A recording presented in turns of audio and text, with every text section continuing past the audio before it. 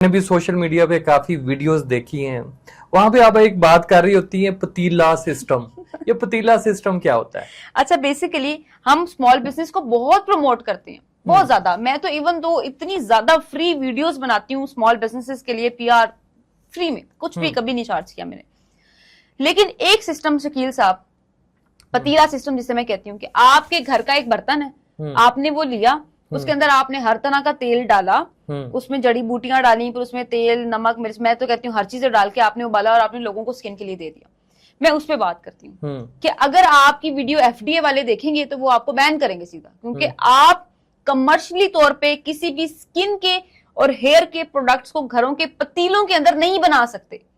जो पतीले घरों में इस्तेमाल होते हैं वो जो उसका स्टील होता है वो 304 होता है, SS 304, और जो कॉस्मेटिक में स्टील इस्तेमाल होता है वो अप्रोक्सीमेटली 324 होता है, 316 324 का स्टील उसके अंदर इस्तेमाल होता है। अब इसलिए वो जो कॉस्मेटिक से प्रोडक्ट्स होते हैं वो महंगे भी होते हैं। तो पतीला सिस्टम ये है कि जिसने भी देखा है उसने एक टेबल रखना है, पतीला रखना है, उसके अंदर सारी चीजें डालनी। इवन दो टिकटॉक पे लोग जो क्रीमें होती हैं, सीरम्स होते हैं, शैम्पू होते हैं, वो भी टब्स में, प्लास्टिक के टब्स में और पतीलों के अंदर वो बना रहे होते हैं, और वो लोगों को बोल रहे होते हैं ये बहुत अच्छे हैं, ये बहुत सेफ हैं।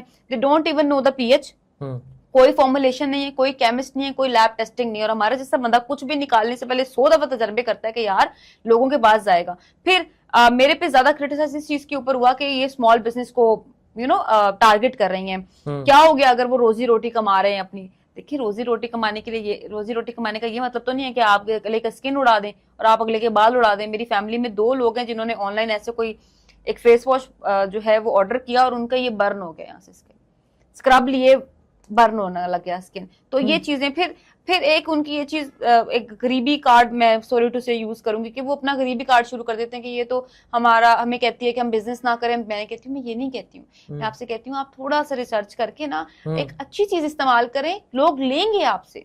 और अगर आपके पास पैसे नहीं है बिजनेस करने के, तो फिर आपने वही काम करना है जो दुनिया का महंगा तरीन काम है, कॉस्मेटिक का काम। महंगा तरीन दुनिया का अगर कोई बिजनेस कंसीडर किया जाता है तो वो कॉस्मेटिक का बिजनेस है। आप कोई कपड़े, जूते, ज्वेलरी, आप ये भी तो कर सकते हैं ना। अगर आपके पास इतने पैसे नहीं है तो बगैर केमिस्ट फॉर्मुलेशन के आप कोई चीज तो नहीं निकाल सकते हैं। लेकिन वो इस चीज को, हर चीज को वो लोग नेगेटिविटी में लेके जाते हैं। वो कहते हैं हमें नहीं करना, और जिस तरह से हमारे पुराने जमाने में लोग करते थे हमने भी वही करना। अगर बेटा पुराने जमाने में लोग करते थे तो उस टाइम पे एनवायरमेंट, पानी, फसलें भी डिफरेंट थी, वहां पे तब सब कुछ ऑर्गेनिक था। अब सब कुछ हाइब्रिड है। हर चीज, अगर पहले 1 एकड़ के ऊपर 14 मन फसल उगती थी गंदम की, तो अब 1 एकड़ के ऊपर 100 मन भी उग जाती है। ऐसे ही है, अब हर चीज चेंज है, 60-70 मन भी उगती है। अब डिफरेंट हो गया है सारा कुछ। तो ये चीजें भी तो आपको देखनी चाहिए ना। और आपने यही देखना है कि जी पुराने, अब आप इनसे कोई दलील पूछेंगे ना कि आप ये सारा कुछ क्यों करें, तो वो कहते हैं पुराने जमाने में ये होता तो हम यही कर रहे हैं। मतलब आप थोड़ा सा माइंड सेटअप देखें कि बाहर नहीं आना, दुनिया में क्या चीज नहीं हो रही है, क्या रिसर्च हो रही है, वो नहीं देखनी। बस ये देखना कि पिछले जमाने में क्या हो रहा था, वो बिल्कुल ठीक करते थे, उस टाइम के लिए वो बेहतर था। लेकिन अब के टेम्परेचर के अकॉर्डिंग अब तो पानी भी साफ नहीं आता नॉर्मल। तो अब के लिए आपको अब के लिए रेडी होना चाहिए। पहले देखें, पहले कैंसर नहीं था तो कैंसर की दवाई भी नहीं बनी, कैंसर आया तो उसकी दवाई बनी। शुगर नहीं थी तो शुगर की दवाई भी नहीं बनी, शुगर आई तो दवाई बनी। कोरोना नहीं था, कोरोना की दवाई नहीं बनी। कोरोना आया तो दवाई बनी। तो इसी तरह से जैसे जैसे टेम्परेचर चेंज हो रहा है, इन्वायरमेंट चेंज हो रहा है, उस तरह की डिजीजेज आ रही है और उनकी मेडिसिन बन रही हैं। तो इसलिए हम लोगों को प्रेफर करते हैं कि आप ऑर्गेनिक चीजों की तरफ ज्यादा से ज्यादा आए। जैसे कि कोल्ड प्रेस हो गया, और कोल्ड प्रेस से ऊपर भी एक ऑयल होता है, शायद आपको पता हो, हाइड्रोलिक प्रेस। वो कौन सा है? वो कोल्ड प्रेस में तो ये होता है कि आप डालते हो और कोल्ड प्रेस के थ्रू वो एक्सट्रैक्ट होकर निकल आता है। एक होता है हाइड्रोलिक प्रेस। हम लोगों का एक न्यू ऑयल जो है वो लॉन्च हो रहा है, वो बेसिकली ना कोल्ड प्रेस के थ्रू निकलता है ना वो कोलू के थ्रू निकलता है। वो निकलता है हाइड्रोलिक प्रेस से, यानी कि एक प्रेस मशीनें होती है बड़ी हैवी किस्म की ना, उसमें आप सीड को रखते हो और वो प्रेस करता है ऊपर से, और जब वो प्रेस करता है तब वो तेल सिर्फ निकलता है। और वो बहुत एक्सपेंसिव ऑयल्स होते हैं। लेकिन नॉर्मली मैंने मार्केट में देखा है आर्गन ऑयल, जोजोबा ऑयल, ये इतने सस्ते मिल रहे हैं, 650, 800, 1200 का मिल रहा है। उसका तो रॉ मटेरियल इतने का कॉस्ट नहीं करता। कोकोनट ऑयल अगर आप सिर्फ कोकोनट लेने जाते हैं ना, सिर्फ मार्केट से, सिर्फ उसका रॉ मटेरियल अगर आप लेने के लिए जाएंगे तो वो आपको तकरीबन 1250 का सिर्फ रॉ मटेरियल मिलेगा। अभी तेल की मैं बात नहीं कर रही हूँ, चले आपने मनों के हिसाब से ले लिया, आपको 1100 का मिल गया, फिर भी उसके अंदर से 35 से 40% तेल एक्सट्रैक्ट होना है। तो कोई बंदा आपको 300, 400, 600 में ऑयल कैसे दे सकता है विद लेबलिंग। ऑब्वियसली ओवरहेड डलता है, बिजनेस जो बंदा बिजनेस करता है उसको पता है कि टैक्स होता है, स्टिकर, बॉक्स, लेबल, फिर उसके बाद जो आप लेबल तो फिर इज ये लाइक जो वो और ऑयल लेबर सेल कर रहे हैं, नारियल के ऑयल हैं, बादामों के ऑयल हैं, मुख्तलिफ, ये फिर किस चीज के बने होते हैं?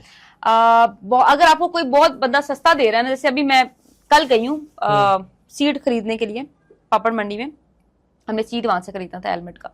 वहां पे जी एक बंदे ने लीटर तेल लगाया है 3000 का हेलमेट का। अब आपने मेरी थोड़ी सी एक चीज समझनी है, 3000 रुपया लीटर वो तेल दे रहा है हेलमेट का।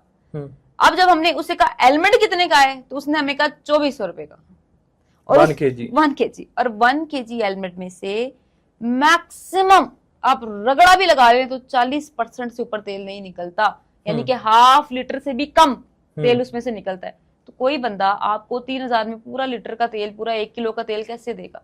अब वही बंदा, अच्छा मैं उससे सामने कह रही हूँ कि आपने हेलमेट कितने का है, तो कहता 2400 का। मैंने कहा तेल कितने का है, तो कहता 3000 का। अब वो बनता कैसे है? अब आप थोड़ी सी स्ट्रैटेजी समझिएगा।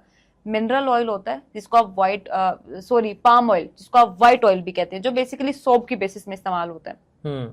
व्हाइट ऑयल को लेकर एज अ बेस इस्तेमाल किया जाता है, उसी के अंदर कलर भी डाला जाता है, उसी के अंदर उस चीज की फ्रेग्रेंस भी डाली जाती है, और माइट भी पॉसिबल थोड़ा सा हेलमेट ऑयल निकाल के डाला जाता होगा। वैसे तो जिसने इतनी बेमानी करनी है, पर उसने नेचुरल भी क्यों डालना है, वो बना के और आप उसको सेल कर सकते हैं। सरसों का तेल जो लोग बनाते हैं, जो लोग निकलवाते हैं, वो मेरी बात से एग्री करेंगे कि लोगों ने पापड़ मंडी के अंदर 550 रुपए का वो पूरा किलो तेल बेच रहे हैं।